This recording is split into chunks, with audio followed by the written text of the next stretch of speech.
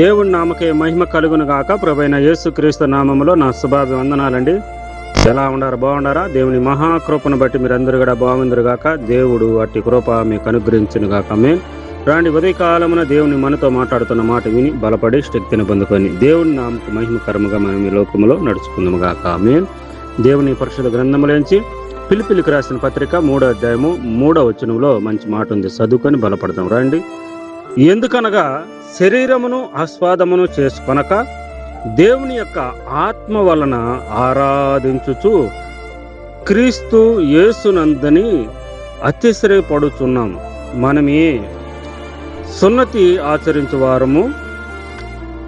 మహాపరిశుద్ధుడైన తండ్రి, ప్రేమ కలిగిన వాడా, నీకు వందనాలు సూత్రాలు చెల్లిస్తున్న వాక్యము నీది. ఇంటున్న బిడ్డలని వారినైనా వినగలిగిన సౌలు గ్రహించగలిగిన హృదయాలను మాకు అనుగ్రహించు. నీ కృపణ కాపుదల మాకు అనుగ్రహించమని మాతో మాట్లాడయ్యా. ఇంటి బిడ్డలందరితో మాట్లాడమని యేసు పరిశుద్ధ నామములో వేడుకుంటున్నాను తండ్రి. ఆమేన్. దేవుని నామకే మహిమ కలుగును గాక.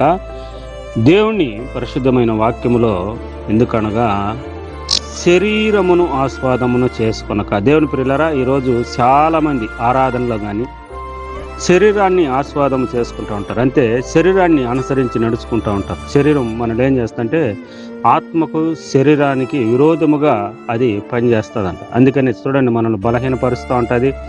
దేవుణ్ణి ఆరాధన చేయాలంటే అన్ని పాల్మాలకులు మనకు తెప్పిస్తూ ఉంటుంది. మరి ప్రార్థన చేయాలంటే సహకరించదు శరీరం. ఎందుకంటే మనం 10 నిమిషాలు ప్రార్థన చేసుకుందాం అనుకున్నాం అనుకో, ఎన్నో పనులు లేకుంటే అలసిపోయో, నిద్రో లేకుండా అంటే ఒళ్ళు నొప్పులో ఎన్నో సమస్యలను మనకు చూపిస్తుంది. అంతకుముందు మనం ఇష్టానుసారమైన యూట్యూబ్లోనో లేకుండా అంటే అంటే చూస్తూ అన్నారనుకో, అప్పుడు ఏమీ పెద్దగా ఉండదు. కానీ దేవుడు భక్తి, దైవ భక్తి అని ఎప్పుడైతే ఉంటుందో అప్పుడు మనకేం చేస్తుందంట, అది మనం శరీరాన్ని సహకరించదు. ఎందువలన అంటే దేవుని భక్తికి మనకును వేరుపరుస్తూ ఉంటుంది. దేవుని ప్రియులారా, దీనికి ఈ శరీరానికి దేవుణ్ణి పరిశుద్ధమైన ఆయన సన్నిధినికి దీనికి సంబంధం లేనిది. ఇది ఎందుకంటే ఈ లోకానికి సంబంధమైన ఇది మన్ను అనేది వెనకటి వల్లే మన్ను అయిపోతుంది కనుక ఇది మన్నుకు సంబంధమైనది కనుక ఇది పరలోకానికి వెళ్ళేది కాదు. ఆత్మ పరలోకానికి వెళ్తుంది. అది పరలోకానికి పోయి అక్కడ మనం దర్శనమైనా చూసుకోగలుగుతాము. దేవుడి సన్నిధిలో మనం ఆరాధన చేయగలుగుతాము. మనము ఎప్పుడైనా కానీ ఒకవేళ దేవుడే మనకు ఒక దర్శనంలో ఒకసారి కనపొస్తే మనం పరలోకానికి కూడా పోయొచ్చేదానికి ఈ ఆత్మకు అవకాశం ఉంది. శరీరానికి ఆయనతో కనెక్షన్ లేదు కనుక ఇది మనలో ఏం చేస్తుందంటే ఈ లోకానికి లాగుతూ ఉంటుంది. అందుకని చాలామంది ఇప్పుడు ఈ లోకమనుసారం ఉండడంలో ఈ శరీరాన్ని ఆస్వాదం చేసుకుంటూ ఉంటారు. దేవుని ప్రియులారా, దేవుడు కొన్ని జంతువులు ఆస్వాదం చేసుకుంటూ ఉంటారు. వాళ్ళు చెప్పినట్టు వినటము. ఆ జంతువులు చూడండి, కొన్ని వాళ్ళ యొక్క ఏం చెప్తే అవి చేయటం, వాళ్ళు ఆ యొక్క జంతువులను ఆస్వాదం చేసుకుంటూ ఉంటారు. అలాగే కొంతమంది ఈ యొక్క శరీరాన్ని ఆస్వాదం చేసుకుంటూ ఉంటారు. కాబట్టి వాళ్ళు యొక్క ఊగటాలు కానీ తూగటాలు కానీ ఆ శరీరాలు ఆస్వాదం చేసుకోవడం వలన వాళ్ళు ఊగటాలు తూగటాలు ఇవన్నీ కూడా ఉంటాయి. అయితే దేవుడు వాక్యం సెలవిస్తుంది, నీవు నేను మనం అందరం కూడా ఏం చేస్తున్నానంటే మన శరీరాన్ని ఆస్వాదం చేసుకోకూడదు. ఎందుకంటే అది మనలను ఆ భక్తిలోకి నడిపించదు. అందుకని గలతీల పత్రిక అంటే శరీరం ఆత్మ శరీరములకు విరోధముగా పనిచేస్తుందంట. అందువలన మనం ఏం చేయాలంటే శరీరము వదిలే అంటది. ఆత్మ ఏమైతే అయ్యా రొంచేపు ప్రార్థన చేసుకుంటే మంచిది కదా, రొంచేపు దేవునితో కలుసుకొనైనా అని ఆత్మలోగానేమో ఆత్మ చెప్తా ఉంటుంది.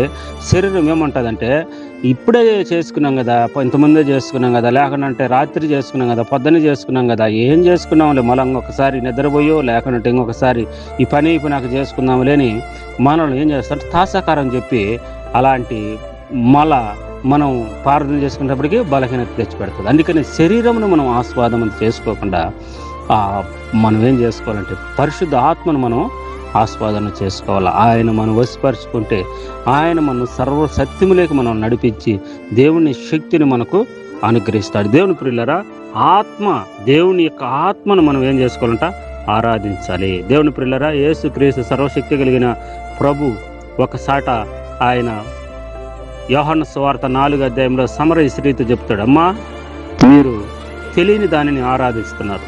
ఎందుకు అలా తెలియని దాన్ని ఆరాధిస్తున్నాం? ఇంతకుముందు మేమంతా ఆరాధించే వాళ్ళమే కదా అంటే ఆయన అన్నాడు, మీరు తెలియని దాన్ని ఆరాధిస్తున్నాడు. ఆరాధించవలసిన వారు ఎలా ఉండాలంటే ఆత్మతోనూ సత్యముతోనూ ఆరాధించాలమ్మా. అలా అలా అని దేవుడు ఆయనకి చెప్తాడు. అందుకని మనం ఈ లోకంలో చాలా మంది తెలియని దాన్ని ఆరాధిస్తూ ఉంటారు. కానీ తెలిసిన దానిని ఆరాధించేదానికి మనకు శరీరం సహకరించదు. దేవుని ప్రియులు తెలియని దానికే వాళ్ళు అంత క్రమశిష్టంగా ఆరాధన చేసినప్పుడు తెలిసిన దాన్ని మనం ఆరాధించాలంటే ఇంకెంత భయభక్తులుగా ఆరాధన చేయాలో మనం ఒకసారి ఆలోచించాలి. దేవుని ప్రియులరా, ఏది మనల్ని లాగుతుందో దానిని మనం దాని నుంచి, అందుకే యేసు ప్రభు భూమి మీద ఉన్నప్పుడు చెప్పిన మాట ఏంటంటే, నీ కన్ను అభ్యంతరం పడితే దాన్ని వద్దయ్యా, ఆ కన్ను తీసుకొని ఇంకొక కన్నుతో నువ్వు పరలోక చేరటం మంచిది. కాలు నిన్ను అభ్యంతరం పడితే ఆ కాలు లేకుండా కానీ పరలోకానికి పోయి ఉండేదానికి మార్గము మంచిదే. అందుకని మనల్ని ఎందుకు అభ్యంతరాలు పడతాయి మనల్ని ఈ లోకానుసారమైనటి గనక అవి మనల్ని అభ్యంతరాలు పరుస్తూ ఉంటాయి. అనేకమైన ఆలోచన పుట్టించి దేవునికి మనకు విరోధముగా చేస్తూ ఉంటాయి. ఎందుకంటే ఈ లోక సంబంధమైనది ఇది. ఎందుకంటే ఈ లోక శరీరము పరలోకానికి చేరదు. ఎందుకంటే ఈ శరీరము మట్టి కాబట్టి ఇది మట్టిలోకే పోవాల్సిందే, కానీ ఆత్మ దేవుని ఎదుటికి వెళ్తుందని ప్రసంగి గ్రంథంలో మనం చూస్తున్నాం. దేవుని ప్రియులరా, దేవుడు మనం ఏ దానిని ఆస్వాదం చేసుకుంటున్నాం, ఎలా మనం భక్తి జీవితం చేసుకుంటున్నాం, శరీరాన్ని ఆస్వాదం చేసుకొని మనం భక్తి జీవితం చేస్తున్నామా? అలాగైతే ఈ లోక సంబంధమైన వారినే ఉంటాం. అయితే దేవుని ఆత్మ మనం ఆస్వాదం చేసుకొని ప్రార్థన చేసే వారమైతే పరలోక సంబంధం బిడ్డలంగా మనం ఉంటామని వాక్యం చెలవేస్తున్నాం. రండి ప్రార్థన చేసుకున్నాం.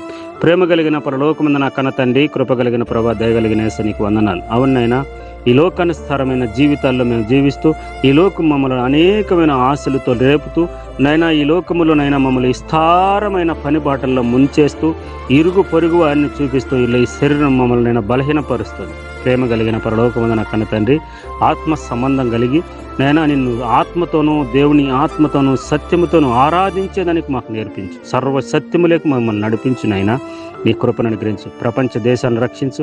ఇశ్రాయేలు దేశానికి రక్షణ దేశ, యెరూషలేముకు క్షేమాభివృద్ధి దేశి. మా దేశాన్ని రక్షించయ్యా. మా దేశాన్ని పరిపాలన చేస్తున్న నాయకులకు తెలివిని, జ్ఞానమును, మారు మనసు రక్షణ దేశి. అవినీతి నుంచి విడిపించి అందరూ కూడా రక్షణ పొందేట్టుగా నీ కృపను అనుగ్రహించు. ప్రేమ కలిగిన పరలోకమందు నా కన్న తండ్రి, ఈరోజు వివాహ దినాలు, పుట్టినరోజు పండుగలు జరుపుకున్న బిడ్డలను దీవించినైనా, గర్భఫలము లేక మోనాలు నిందలు పడుతున్న వారు మంచి గర్భఫలమును అనుగ్రహించు. వివాహం కాని బిడ్డలకు వివాహాలు దేశే, ఇల్లు లేక ఇబ్బందులు పడుతున్న వారికి మంచి గృహాలు కట్టుకునేదానికి నీ కృపను అనుగ్రహించు. అప్పుల సమస్యల్లోనూ అనారోగ్య సమస్యల్లో ఎంతమంది ఈ ప్రార్థనలు ఏకభవిస్తున్నారో వాళ్ళందరికీ నేను ఆరోగ్యమును అప్పుల సమస్యల నుంచి విడుదల దయచేయమని ప్రార్థన చేస్తున్నాం. ప్రభా, ఈరోజు డ్రైవింగ్ చేసుకునే బిడ్డలకు రాకపోకలని తోడుంచి కాపుదల చేసి ప్రయాణాలు చేస్తున్న బిడ్డలు సురక్షితమైన ప్రయాణాలను గురించి, అలాగనైనా ఈ బిడ్డ ప్రార్థనలు ఏకభవించిన ప్రతి బిడ్డను దీవించు, ఆశీర్వదించమని ప్రార్థన చేస్తున్నాం. నైనా నీ కృపా కాపుదల దేశమని మహిమ ఘనతను మాత్రమే పొందుకోమని మా ప్రభువైన యేసుక్రీస్తు సర్వశక్తి కలిగిన నామములో ప్రార్థన మనం అడిగి వేడుకొని పొందున్నాం పరలోకమందు నా కన్న తండ్రి. Amen, amen. God bless you. దేవుడు మిమ్మలను మీ కుటుంబాలను దేవుడు దీవించి ఆశీర్వదించును గాక. ఆమేన్, ఆమేన్.